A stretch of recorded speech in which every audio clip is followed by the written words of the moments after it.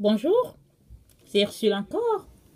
Aujourd'hui, nous allons parler de nos idoles. Est-ce que, en tant qu'enfant de Dieu, est-ce que nous avons des idoles? Et c'est quoi une idole? Et qu'est-ce que le Seigneur en pense? Donc voilà, le texte que le Seigneur a pour nous aujourd'hui se trouve dans Ézéchiel 14, le verset 1 au verset 8. Je vais lire. Quelques-uns des anciens d'Israël vinrent auprès de moi et s'assirent devant moi. Et la parole de l'Éternel me fut adressée en ces mots. Fils de l'homme, ces gens-là portent leur idole dans leur cœur et ils attachent les regards sur ce qui les a fait tomber dans l'iniquité. Me laisserai-je consulter par eux? C'est pourquoi parle-leur et dis-leur. Ainsi parle le Seigneur l'Éternel. Tout homme de la maison d'Israël qui porte ses idoles dans son cœur et qui attache les regards sur ce qui l'a fait tomber dans son iniquité, s'il vient s'adresser au prophète, moi l'Éternel je lui répondrai. Malgré la multitude de ses idoles, afin de saisir dans son propre cœur, afin de saisir dans leur propre cœur ceux de la maison d'Israël qui se sont éloignés de moi avec toutes leurs idoles. C'est pourquoi dit à la maison d'Israël, ainsi parle le Seigneur l'Éternel, revenez et détournez-vous de vos idoles. Détournez les regards de toutes vos abominations. Car tout homme de la maison d'Israël, ou des étrangers séjournant en Israël, qui s'est éloigné de moi, qui porte ses idoles dans son cœur, et qui attache les regards sur ce qu'il a fait tomber dans son iniquité, s'il vient s'adresser au prophète pour me consulter par lui, moi l'Éternel, je lui répondrai par moi.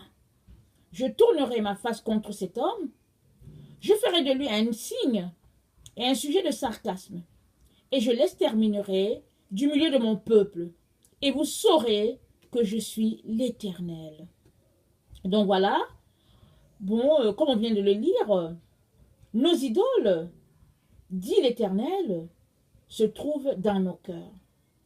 Généralement, dans le milieu chrétien, on dit que quelqu'un adore une idole s'il est porté par exemple à prier, à prier un arbre, s'il rend un culte par exemple à Bouddha, à Krishna, on va dire que bon, il a une idole dans sa vie.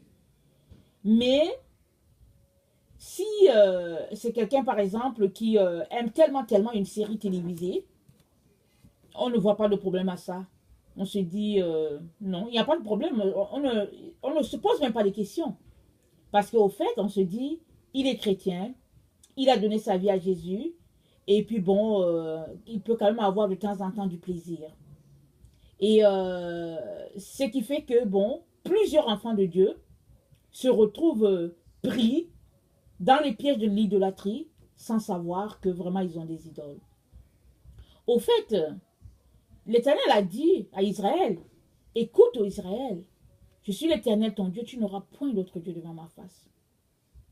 Tu ne te feras pas d'image taillée, d'image taillée, pardon, et tu n'adoreras pas un autre Dieu. Je suis le seul.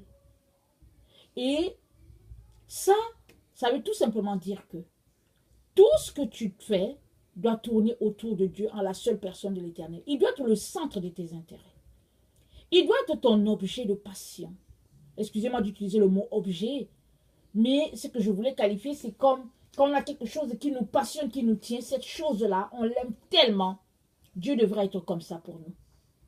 Et une idole, par exemple, ce sont les griffes. Il y a des gens qui ne portent pas d'autres vêtements que les vêtements griffés, par exemple.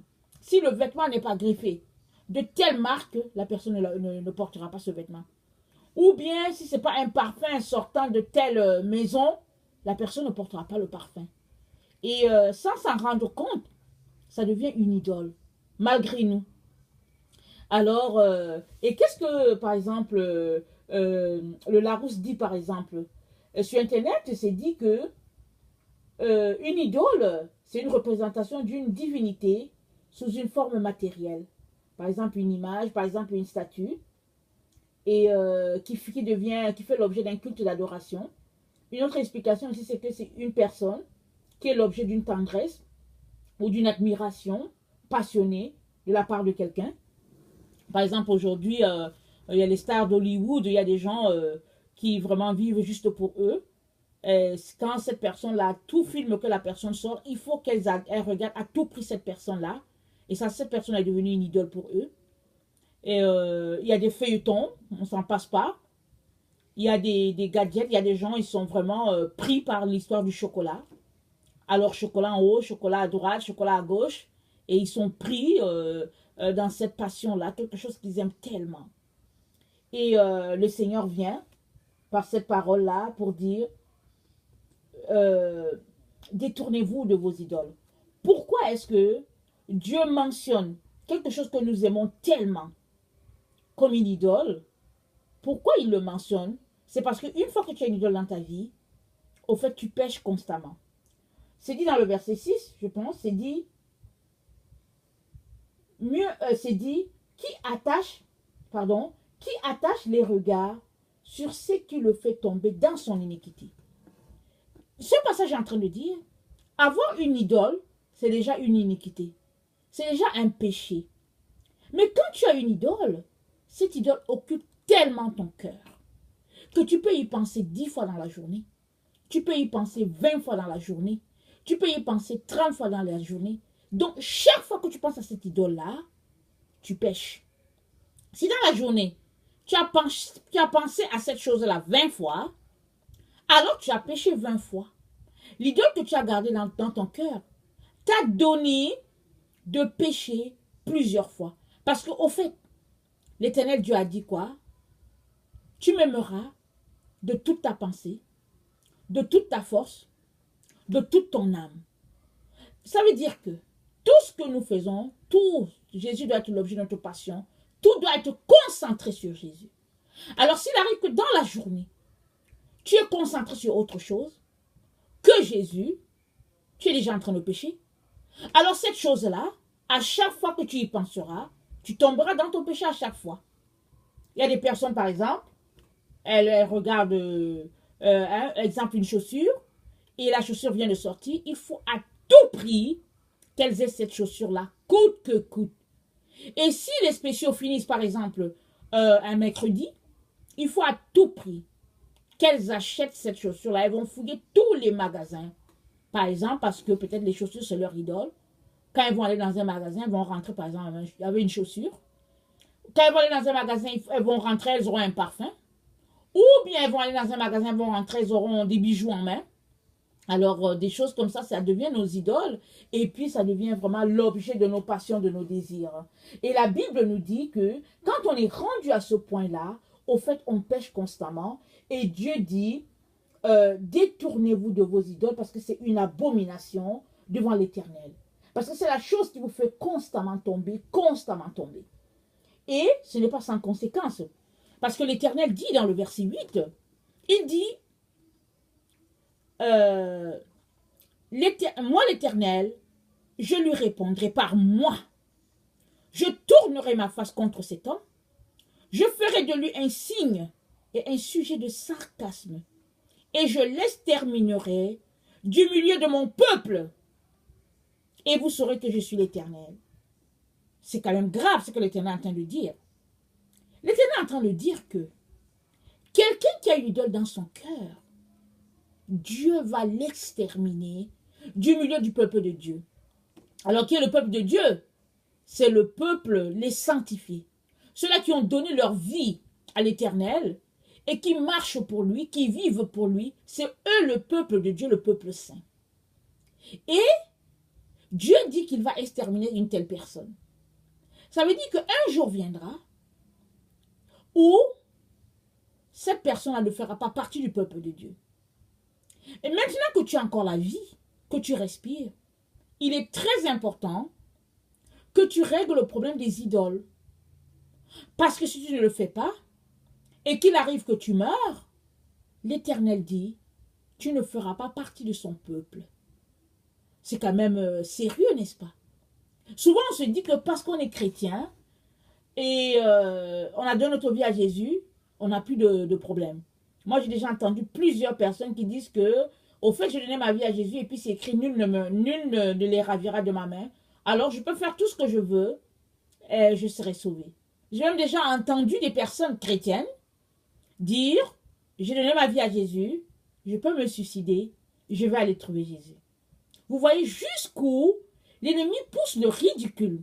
dans la vie de certains enfants de Dieu en leur faisant croire que ils ont le salut en poche. Ils peuvent faire tout ce qu'ils veulent. Mais ce passage-là nous dit non. Ce passage est en train de nous dire, si tu as une idole, ne serait-ce qu'une petite idole, alors tu ne feras pas partie du peuple de Dieu. Ce passage est en train de nous dire, si tu aimes Jésus à 98% et que 2% c'est pour autre chose, alors tu ne feras pas partie du peuple. Il est important que Jésus soit l'objet de tous tes désirs. Excusez-moi d'utiliser le mot objet, mais c'est comme ça que je peux qualifier la chose. Que Jésus soit tout ce que tu peux désirer, tout ce que tu peux aimer. C'est-à-dire que peu importe tout ce que tu fais, Jésus doit être le centre. Sinon, tu es en situation de péché devant l'Éternel. Et j'aimerais ça qu'on lise Éphésiens 5, à partir du verset 5. Ça dit ceci.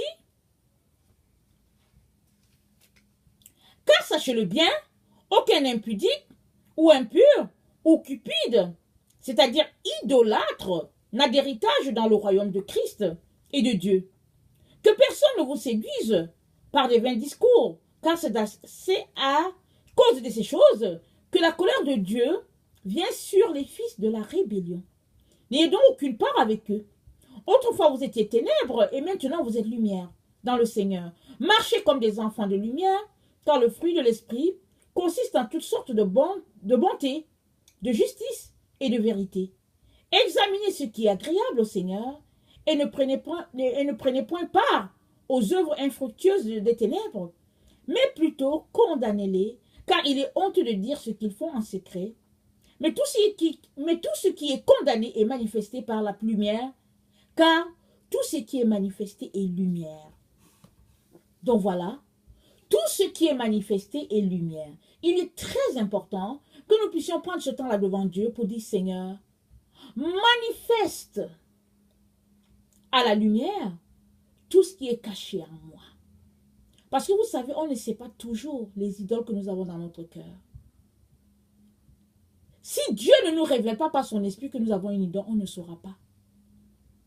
Il y a des personnes qui ont pour idole le cellulaire, ils ne s'en rendent même pas compte. Ils sont accrochés à leur cellulaire. Ils passent le temps à parler. C'est-à-dire qu'ils ne sont pas capables de rester tranquilles dans la présence de Dieu. Il faut qu'ils parlent. Alors ils vont appeler tout le monde, ils vont parler. Ça, c'est une idole.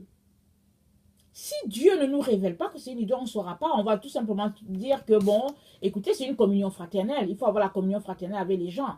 Alors que, en réalité, on est en train vraiment de montrer tout simplement qui est notre idole, le cellulaire. Et j'aimerais vraiment nous encourager à prendre un temps d'arrêt dans notre relation avec le Seigneur et à nous questionner si nous avons des idoles dans notre vie. Parce qu'au fait, moi j'ai longtemps marché avec le Seigneur, j'ai aimé le Seigneur, vraiment j'ai eu un temps d'intimité avec le Seigneur souvent, j'ai été proche du Seigneur pendant des années, mais je n'ai jamais réalisé que j'avais une idole dans ma vie. Et il a fallu que le Seigneur le manifeste à moi, que je réalise que cette chose-là, c'était une idole. Donc, je ne vais pas vous cacher, c'est quoi? C'était ma vie professionnelle. Parce qu'au fait, j'ai fait des études, je me suis mariée, j'ai fondé ma famille, mais j'avais toujours en moi ce goût-là, cette passion-là, de pouvoir travailler aussi dans le milieu séculier. Et le Seigneur n'a cessé de me dire que il me voulait à la maison en train de prier, en train de prier et puis de réclamer certaines choses pour lui, mais c'était resté dans mon cœur. C'était quelque chose qui venait vraiment gruger un peu ma relation avec le Seigneur. Mais je ne m'en rendais pas compte. J'ai été éduquée comme ça, vraiment façonnée avec cette réalité-là de plusieurs, que bon, tu vas à l'école, tu as une vie professionnelle, tu as une vie spirituelle. Et à un moment donné, quand les enfants ont un peu grandi, ben, j'ai tout simplement, puisque cette idole-là était là encore dans mon cœur, j'ai tout simplement voulu retourner sur les bancs et afin de réaliser ce rêve-là que j'ai toujours eu.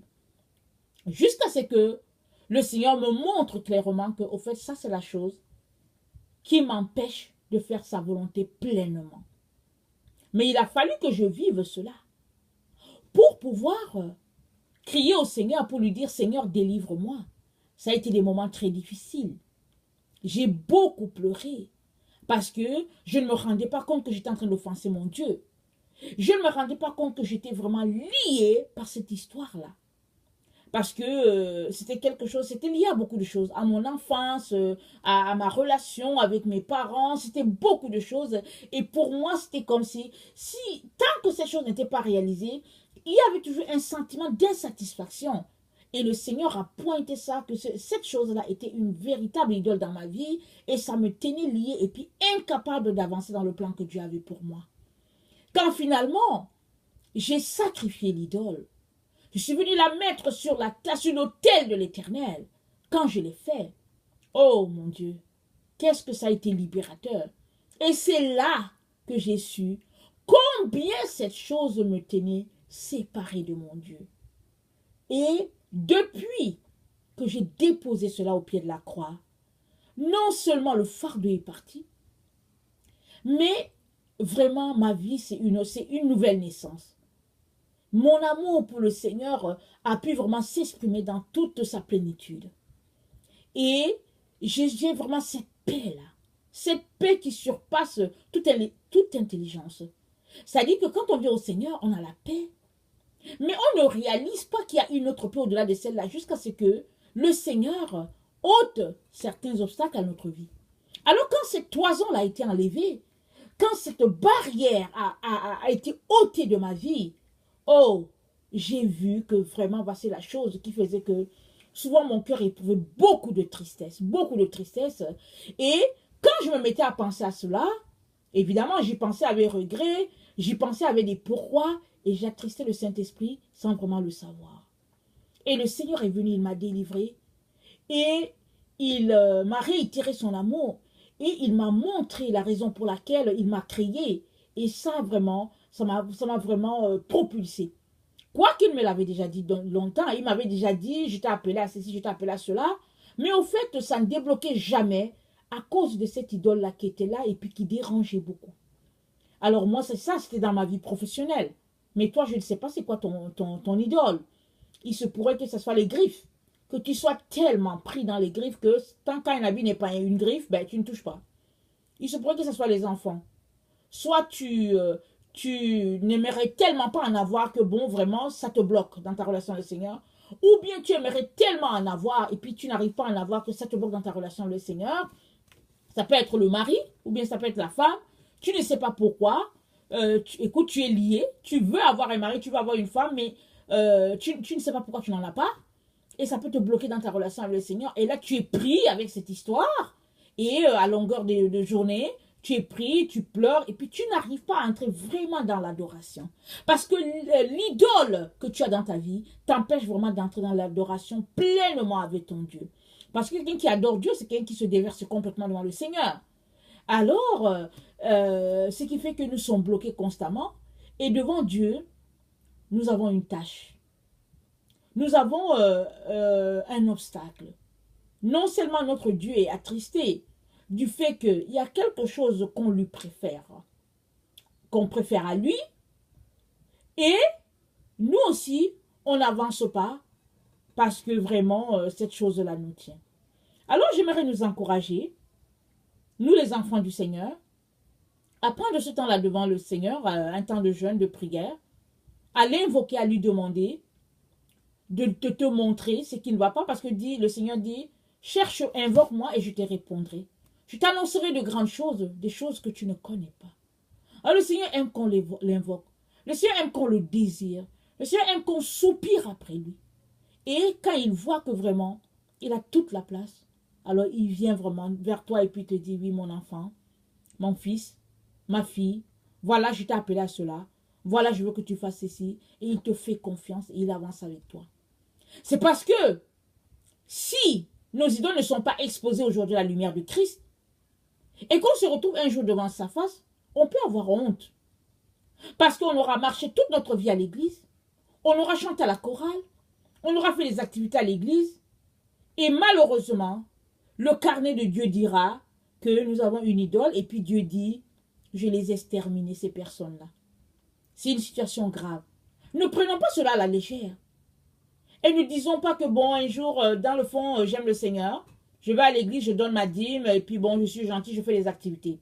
Aujourd'hui, les enfants de Dieu sont tellement dans les activités.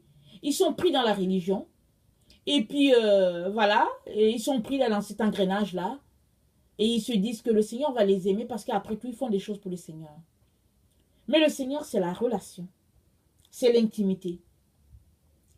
Parce que si tu aimes le Seigneur, alors tu seras attaché aussi à ses commandements et tu ne pourras pas t'attacher à autre chose.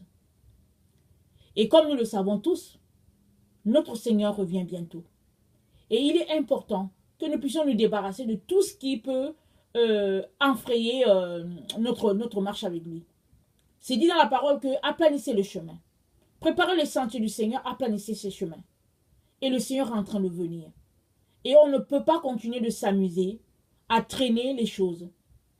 Et par exemple, tu peux te dire que oui, mais qu'est-ce qui est différent? On a toujours su que le Seigneur arrive. Pourquoi est-ce que c'est maintenant qu'il faut s'arranger, qu'il faut se préparer? Mais, au fait, le Seigneur a toujours dit, sanctifiez-vous.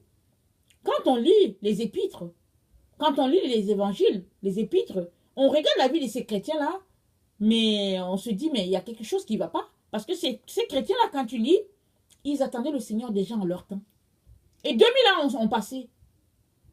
Et ils attendaient le Seigneur, ils étaient vraiment, assidus, enflammés dans leur amour pour le Seigneur. Ce n'est pas comme nous aujourd'hui. 2000 ans plus tard, nous sommes encore beaucoup plus proches de la venue de notre Seigneur. Mais bon, nous traînons les pattes. Nous nous disons, bon, un jour, oui, pourquoi pas, il va venir. Et puis quand il va venir, il va me trouver. Mais non, le Seigneur va venir. Il va venir chercher son épouse. Et si tu es vraiment l'épouse de Christ, c'est que tu as une intimité avec lui. C'est que tu entends sa voix. Et que tu gardes ses commandements. Et que tu t'organises pour que le jour qu'il viendra, il te trouve en train de faire son travail. Parce que c'est dit, le jour que le Fils de l'homme viendra, est-ce qu'il trouve, quel serviteur trouvera-t-il en train de faire son travail? C'est ça qui est dit. Est-ce que quand Jésus reviendra, il nous trouvera en train de faire son travail ou bien il nous trouvera en train de faire autre chose? Parce qu'il dit, heureux ce serviteur-là. Heureux le serviteur que le maître trouvera en train de faire le travail. Alors, si tu as une idole dans ta vie, cette idole est là pour t'empêcher de faire le travail de ton Dieu. Alors, je t'encourage vraiment à venir. Il dit, revenez à moi et laissez vos abominations, détournez-vous de ces choses-là et venez à moi et je vais vous pardonner. C'est ça qu'il dit. Maintenant, si tu es quelqu'un qui ne connaît pas le Seigneur, j'aimerais te dire qu'il y a de la place pour toi dans le royaume de Dieu. Jésus est venu, il est le pont entre Dieu et nous. Il est mort et il a été tué, mais il fallait qu'il meure afin de nous racheter. Et il a été enseveli, il est descendu dans les endroits les plus profonds de la terre. Il a fait 3 jours, il est ressuscité, il est monté au ciel. Et la Bible dit qu'il reviendra de là pour juger les vivants et les morts. Et le temps où Jésus arrive est là. Nous sommes dans ce temps-là. Quand est-ce qu'il viendra? Est-ce que c'est aujourd'hui? Est-ce que c'est demain? Est-ce que c'est dans 5 ans? Est-ce que c'est dans 10 ans? Est-ce que c'est dans 1 an, dans 2 ans? On ne sait pas. Mais Jésus revient. Ça, c'est une certitude. Alors, il est très important que nous soyons prêts à tous les jours. Que nous puissions nous sanctifier à tous les jours. Et toi qui ne le connais pas, il t'invite à lui donner ta vie. Parce qu'il n'y a pas quelqu'un d'autre qui va te sauver. Le monde nous fait croire que quelqu'un d'autre va nous sauver. À l'école, on nous a appris qu'il y a d'autres prophètes. Mais c'est faux. Il y a un seul qui va sauver l'humanité. Et puis son nom, c'est Jésus-Christ. Jésus-Christ de Nazareth. Il n'y a pas quelqu'un d'autre. C'est lui que Dieu a choisi. Alors, que tu le veuilles ou que tu ne le veuilles pas, il n'y a pas quelqu'un d'autre. Alors, je te conseille de l'accepter maintenant. Parce que quand tu seras mort, tu le découvriras. Mais ce sera trop tard. Parce que la foi, on l'a tous. Hein? On l'a tous. Mais la question est celle-ci. On l'a tous une fois qu'on est mort. Tous les gens qui sont morts, ils ont tous la foi aujourd'hui, je vous le dis. Mais la question est celle-ci. De quel côté se trouvent-ils? Parce que s'ils sont du bon côté, tant mieux. Parce qu'ils ont cru au Seigneur Jésus-Christ. Mais s'ils sont du mauvais côté, ils ont la foi, mais c'est seulement qu'il est trop tard, ils ne peuvent pas revenir sur la terre. Pour avoir cette chance-là de se repentir. Mais toi qui es vivant, tu as cette occasion-là de te repentir. de changer de voie, de venir à ton Seigneur. Et le Seigneur te dit qu'aujourd'hui, si tu entends sa voix, n'endurcis pas ton cœur. Aujourd'hui, c'est le jour du salut. Et moi, je veux t'encourager à donner ta vie à Jésus, à ne pas attendre, parce que Jésus a une place dans son cœur pour toi. Il t'aime et il ne veut que te sauver. Pense-y. Merci.